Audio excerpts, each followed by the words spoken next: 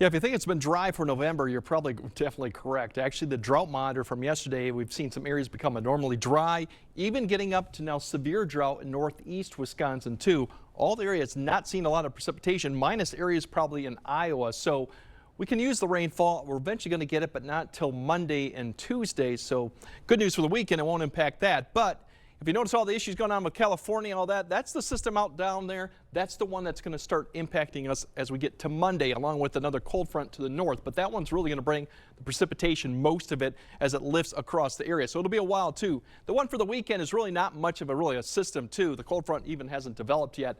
That's going to come through, provide cloud cover, but that's about it with it. You can see overnight, we're going to start seeing cloud cover increase, so your overnight lows will probably be later, just after midnight for tomorrow.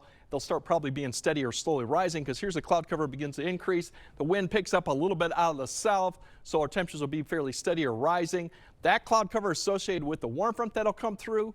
Cold front will come through in the afternoon, and as you notice, a lot of clouds in the morning. Towards the afternoon, we start clearing out and the winds turn around to the southwest and eventually west. So that's really all this system will do for us is just clouds and a slight wind shift. Not much the way in different temperature either. These low temperatures right now will probably be closer to midnight, as I mentioned, and then start kind of coming back. I think a lot of areas will be probably closer to 30, if not a little higher, as we get towards sunrise of the clouds and that wind. Tomorrow, still a lot of areas will get well into the 50s, low 50s, upper 40s, depending on location. The cloud cover will be kind of more in the morning and less in the afternoon.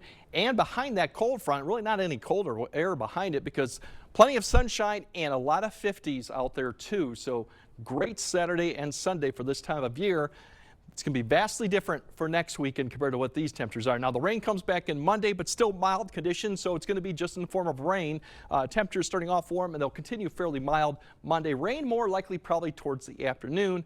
Timing's a little bit different. Here's that system eventually, as I mentioned, California. Eventually, it's going to come out of the Rockies into the plains, lift northeast, so we'll see this precipitation really spread across the area Monday at some point in the afternoon. There's your chances there, very high or almost certain. We'll see probably the best chance or most certain to see maybe even steady rain going into Monday night as this thing lifts to the northeast. Now, the other system we have to keep in mind of is the cold front that'll be coming in the Dakotas.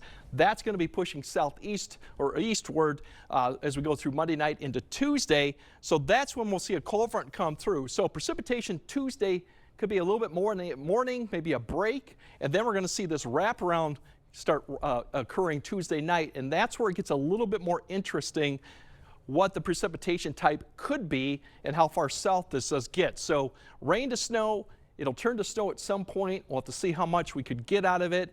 Definitely on Wednesday, northwest winds, breezy conditions, and yeah, those snow showers will continue. As you see, there's a lot of chances right near the lakes. That's because they'll have lake effect snow going on, and it'll be cold going into Thanksgiving. So that's what we're looking at. We'll keep you informed on Tuesday. Snowfall right now is the best shot further north. We'll see if that changes. This is for 3 inches in a 24-hour period. That would include Tuesday night. The big story for Turkey Day, obviously, is the colder temperatures. That'll continue through Black Friday. And then we have another interesting system, a very big system, potentially coming through Saturday into Sunday. I do think snow is coming back in.